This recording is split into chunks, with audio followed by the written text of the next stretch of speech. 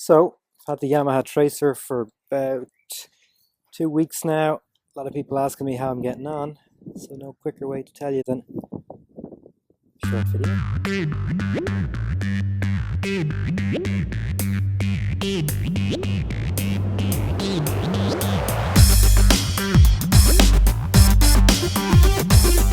So this is it. I went for the red. I had to order this off paper, I didn't see it. And I think I got the better colour. I've seen the blue in the flesh and I'm just not sure about the forks. Not a great fan of maroon either, but in saying that I think it looks pretty decent. This one that I'm riding at the moment, it's completely standard. I've done nothing to it just yet. Just as a temporary, running a Kriege US 20 back bag, as you can see there. It's one of the items that we sell actually up in the shop. Pretty useful, particularly that you can bring it from bike to bike, which is kind of good. So most people looking at these are probably considering buying one. So what's good, what's bad? Motor is excellent when it's on the throttle. I've been finding it kind of snatchy when I'm trying to hold a neutral throttle, trying to hold steady speed on a corner, or at low revs when turning on the throttle. It's kind of a little bit snatchy, almost like a loose chain, but it's not obviously. So hopefully have a guy, Gary Donoghue at Moto Tuning. He's going to take a look at that next week and try and put a slightly better fuel map on it. I believe it was a problem with the regular street bike MT-09, so hopefully a similar map or one customized for this bike should sort that out. Anything else worth knowing about? Seating position is comfortable. Bike feels quite short in front of you compared to other upright bikes I've ridden. The bike I had just before this one was a 990 KTM, but the SMT version, you know, the touring one with the screen and stuff like that. So this one probably feels a little bit shorter. Suspension actually feels stiffer on this than I would have expected, but I actually like it. I think it suits the motor. The motor's kind of racy for a bike like this. It's actually a little bit racier than I thought it was going to be, but not in a bad way. Just the characteristics of it, I think. Other than that, the seat, if you've been looking at these and reading some reviews, you probably know it. Seat's like a rock, a bit of a BMW move on Yamaha's part. They released a bike and it's got a rock hard seat, and then of course they sell what I'm sure is a much improved gel version, so this bike might get one of those at some stage. I did go for a 3-day tour on this bike with a Pillion. Pillion did tell me, and she's used to being on the back of different bikes, that it was fine. We probably rode maybe up to about 6 hours per day and felt that this was completely comfortable. I'm actually running a back box on this one as well, as you'll see. I've got a whole range of different accessories coming for this bike in the next couple of weeks, so I'll talk to those in a couple of minutes.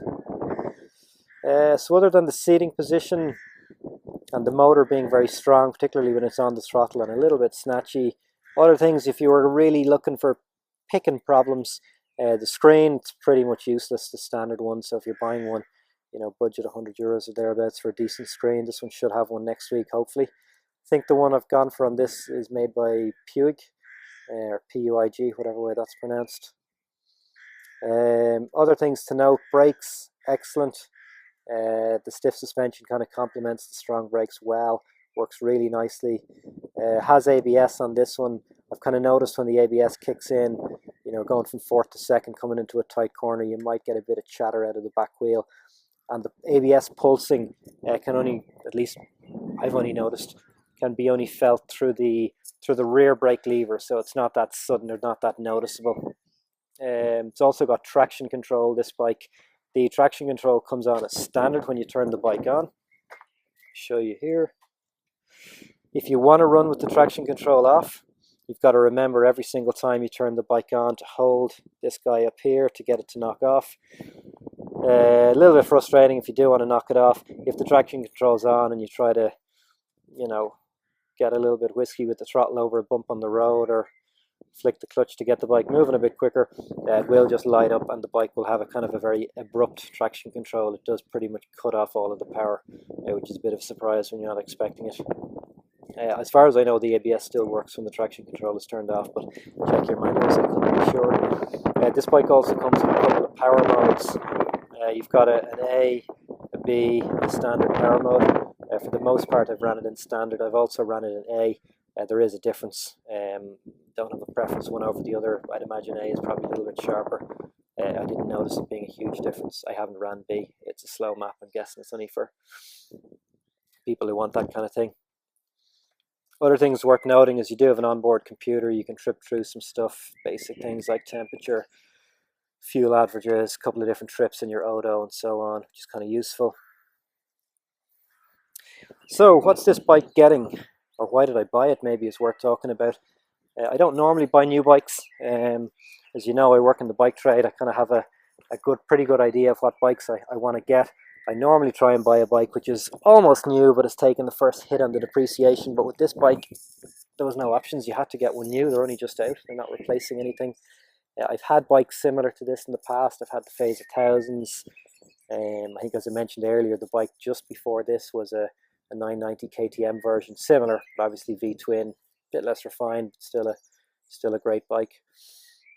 When I went looking for this bike and I looked around at my alternatives, which were second-hand bikes, this was actually cheaper. These bikes came in really well priced this year. In Ireland, at least, or in Southern Ireland, these are working out at 11,000 euros on the road. That's the list price. I'm sure if you asked nice, you might get a slightly better price. Comparatively speaking, the stuff that I was shaping up against this would have included things like, and I know they're bigger and slightly different, but for what I would have gone for, I was considering the bigger Triumph, the Triumph 12. I was considering the Multi 12. What else was I looking at the time? Can't remember. I may have been considering the big KTMs, but realistically, with local currency here, you were looking at dropping about 13,000, 14,000 euros to get one of those here. That was used, probably had a little bit of wear on it.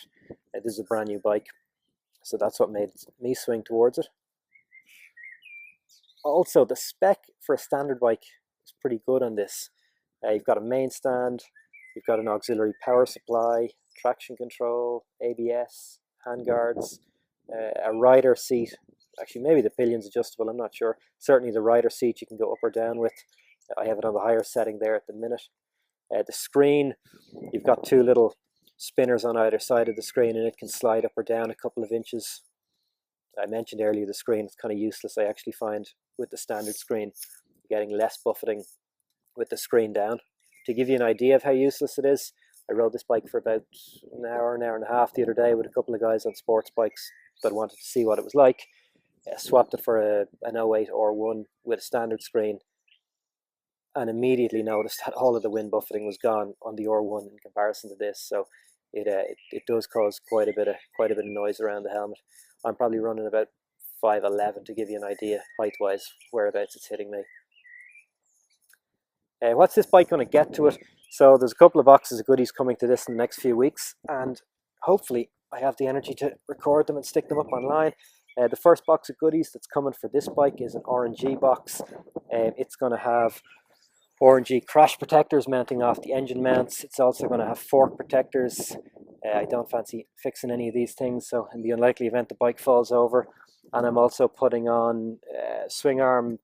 They act like bobbins. They're basically crash protectors, and they'll be going into those little threaded holes that you can see at the back of the swing arm. So that's the RNG box. RNG do a whole other range of nice things. They've also got some gripper things for the side of the tank here. I might stick that on this bike. They look kind of decent. Other bits that it's getting. The front of the engine, I'm not really sold on this. You've got a kind of a messy looking exhaust pipe set up here. 3 cylinders bending around. I'm guessing that's to keep them all the same length, just to balance off the cylinders. But either ways, it's a little bit ugly, as is the rest of the pipe. I'm sure at some stage I'll probably stick a pipe on this. I haven't worked out what one I want to run on it. I know Arrow do a decent looking one. Aki have a pipe out as well. They also have a genuine pipe. In the meantime, this bike has a bit of protection coming from it. The front mudguard, it's kind of useless too. That engine's taking a bit of a beating. It looks fine there now. I cleaned it a few days ago, but it was taking quite a lot of paste off the road. Other thing that's coming for this, there is a back hugger on this bike. There it is here. It's not particularly long, so instead of buying a complete hugger, which loads of brands do, Pyramid, one of the brands that we sell, does a hugger extender, and that's also the same guys that's sending in the screen for this. So hopefully we see that screen at some stage next week along with those other bits of plastic. Another box that's coming for this bike next week is a Jivy box. It's going to be getting one of the newer black, what are they called? Outback Trekker boxes or something. They're like those black square aluminium ones. Looks a decent box. It's going to need a new plate for that. This was a temporary box we stuck on for going traveling on this bike a few weeks back. And it's also getting one of the, I'm not sure if you've seen these, you can take out a few bolts and put on a little ring here. And Jivy make these nice either 4 or 15 litre kind of pre-formed tank bags that fit mobile phones and stuff into them. So it'll be getting one of those. I'm getting the small one just to keep, you know, valuables, money, passport, driving license, phone, sunglasses and stuff like that. This bike's going away for 2 weeks. It's going to be going down through the mountains, whatever they're called, the Dolomites, and it's going to be going down through Austria, Italy, Slovenia, down through Croatia, and then back along the coast road and maybe into do a visit on the Ducati factory. So I'm trying to get it prepared for a couple of weeks away, and I'll know soon enough if I can put up with this seat or not. Before I got this bike, it had probably been 3 or 4 months since I'd ridden a road bike, so maybe I just need to toughen up, or maybe it needs to get a gel seat, but time will tell. And that's probably all the accessories to get for the minute, other than going in to get that fuel map sorted out. I think it's important on this bike. I think it's really taking away from some of the slow speed enjoyment around town. Slower corners, 40 miles an hour and lower, it's quite noticeable.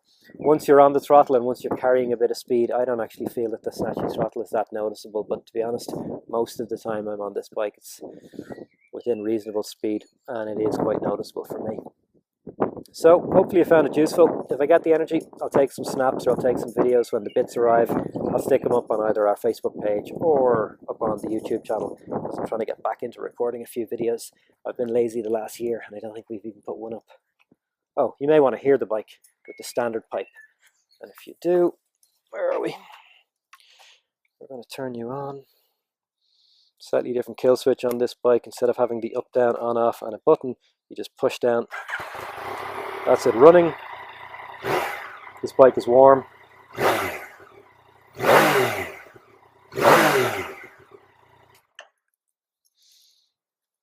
And there we are.